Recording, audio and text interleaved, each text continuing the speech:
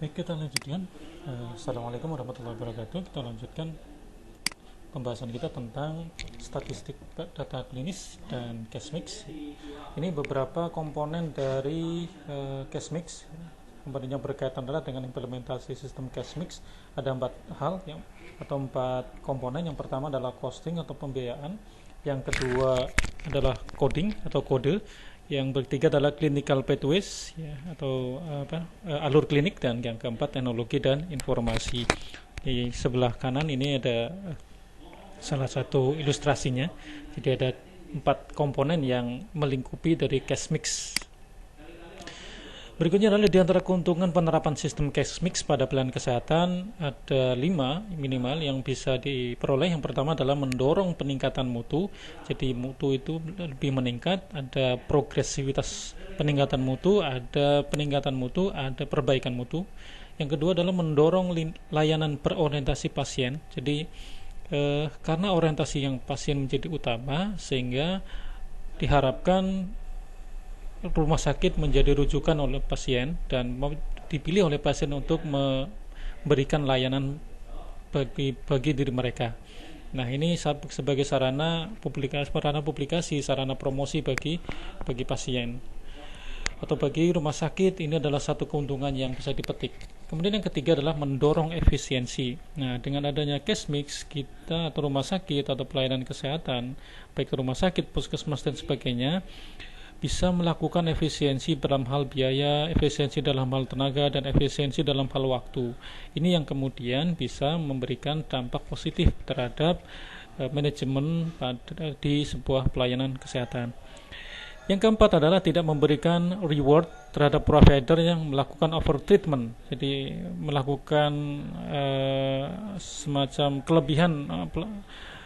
kelebihan intervensi atau mungkin sesuatu yang tidak diinginkan, atau bahkan kalau bisa juga ada yang namanya under treatment ya, di bawah standar, ataupun melakukan event yang keliru begitu.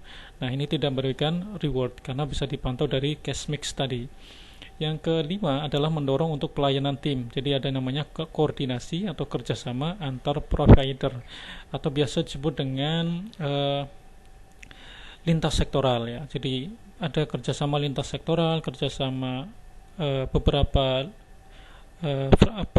kelompok atau beberapa unit, atau bisa juga disebut yang sekarang lagi jamak adalah kolaborasi.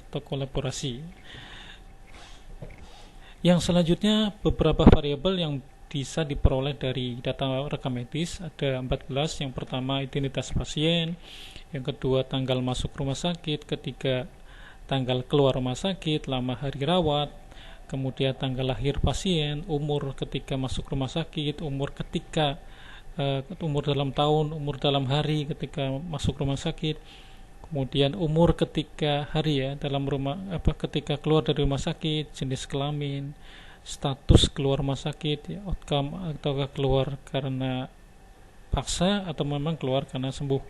Kemudian yang ke-11 berat badan baru lahir, jadi ini untuk bayi. Ke-12 diagnosis utama.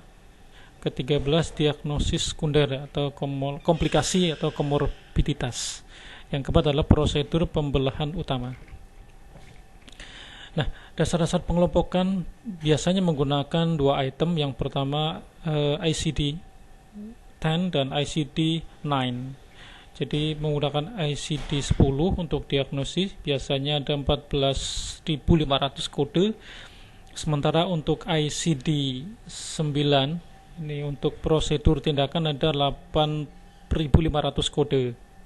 Nah, untuk mengkombinasikan kode diagnosa dan prosedur tidak mungkin dilakukan secara manual karena sangat repot sekali dan sangat sulit, bahkan mungkin akan memakan waktu yang cukup lama. Maka diperlukan yang namanya alat bantu, yaitu dalam bentuk grouper atau dalam bentuk grup ya, kelompok. Grouper ini menggabungkan sekitar 23.000 kode ke dalam grup-grup. Jadi ini ada satu efisiensi yang akan didapatkan ketika kita melakukan grouping ya. dari 23.000 mungkin akan menjadi beberapa grup yang bisa mudah untuk dilacak. Kemudian yang berikutnya adalah terdiri dari 30 CMG atau Cache Mix Main Group. Jadi grup utama dari Cache Mix hanya 32 grup dari 23.000 ya. Jadi ada satu efisiensi yang bisa diperoleh. Berikutnya terdiri dari 1077 kode INA CBGIS ya, yang terdiri dari 789 kode untuk rawat inap dan 288 untuk rawat jalan. Yang tadinya 23.000 kemudian diekstraksi, kemudian diperkecil lagi menjadi hanya 1.000 kode, kemudian 7.789 untuk rawat inap dan 288 untuk rawat jalan. Jadi memudahkan para praktisi kesehatan. Nah, ini contoh kodenya. Jadi kode INA CBGIS ini K, ini untuk kode digit 1 itu untuk CMG atau Cache Mix Main Group. Kemudian kode 2 misalkan 4 itu tipe kasusnya, nanti kita bisa melihat. Kode ketiga adalah spesifik CBG kasus, dan kode keempat angka Romawi ini merupakan severity level. Jadi levelnya berat, ringan atau sangat berat. Baik, kita akan masuk pada kode. Ini struktur INA CBGIS ya, terdiri dari CMG. Ini ada klasifikasi tahap pertama, dilabelkan dengan huruf alfabet A to Z ya. Jadi A sampai Z berhubungan dengan sistem organ tubuh. Ya, pembiasan pemberian label ini disesuaikan dengan yang ada pada ICD-10 ya, untuk setiap organ. Kemudian ada sekitar 30 CMGs ya dalam UNU Gruber ya, ada 22 akut, kemudian 2 ambulatori, 1 subakut dan sebagainya. Kemudian total CBGs sampai saat ini ada 1220 dari 31 CMGs yang ada di dalam INA CBGs ya. Ini contohnya ada sekitar Cache Mix Main Group ya. Ini pada bagian pertama ada sebenarnya total ada 32. Jadi ini 16, kemudian berikutnya 32 grup ya. Jadi sangat-sangat simpel sekali. Kalau tadi ada 23.000, sekarang dikelompokkan hanya menjadi 32 kelompok. Kemudian untuk CBGIS, untuk subgrup kedua, ya ini menunjukkan tipe kasus. Kalau yang pertama tadi kita hanya melihat kode main grupnya, kode utamanya. Kemudian yang berikutnya adalah kode tipe kasus. Kalau grup 1 misalkan untuk rawat inap, grup 2 rawat jalan, grup 3 prosedur, grup 4 bukan prosedur, kemudian bukan prosedur rawat inap, grup 5 untuk bukan rawat jalan bukan prosedur, grup 6 rawat inap kebidanan, grup 7 rawat inap kebidanan masih tetap, kemudian rawat inap neonatal dan rawat jalan, ini untuk yang G grup rawat jalan kebidanan ya. Untuk yang J itu error biasanya 0 atau 0. Jadi kalau muncul angka 0 maka ada sistem yang error. Nah, kode CBGIS ini yang ketiga ini menunjukkan spesifikasi CBGIS yang dilambangkan dengan angka numerik dari 0 atau 1 sampai 99 ya. Jadi tidak ada angka 100, yang ada 1 sampai 99.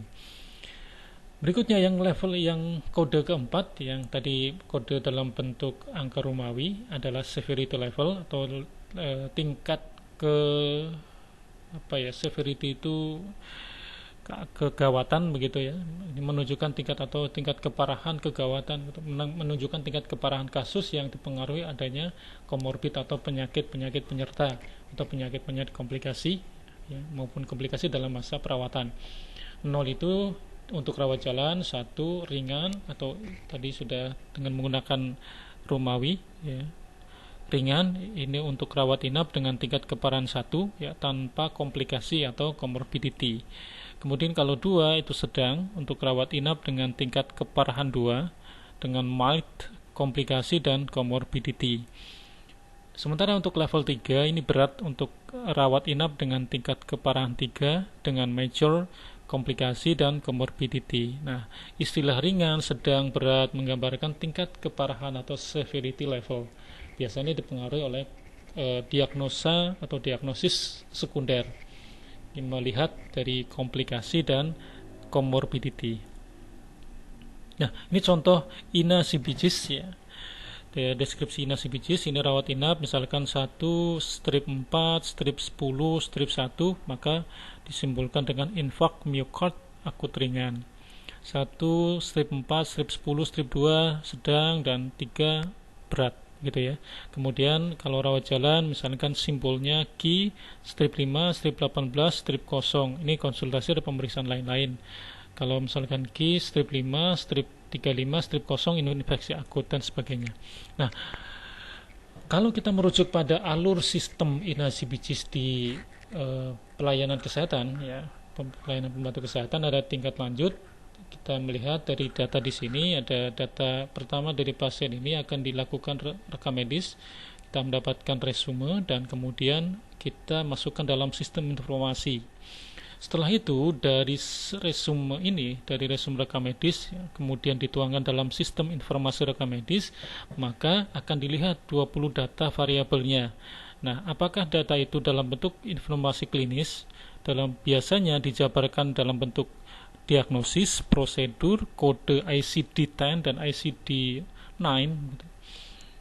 Yang kedua, di data atau dilakukan pendataan sosial, baik itu ID, nama, jenis kelamin, tanggal lahir, alamat, dan sebagainya. Setelah itu baru lakukan grouping. Grouping ini menggunakan software, biasanya softwarenya inasi bicis. Setelah dilakukan grouping, maka kita lakukan coding atau kode. Nah, setelah lakukan kode, baru akan keluar yang namanya tarif inasi bicis atau case mix-nya. Berapa tarifnya kira-kira yang harus dibayarkan oleh pasien. Jadi kira-kira alurnya seperti ini ketika kita menggunakan case mix atau inasi bicis. Nah, ini yang terjadi di rumah sakit. Jadi mulai dari pelayanan RI, rawat inap dan rawat jalan, kemudian dilakukan penyiapan berkas pendukung oleh administrasi klaim.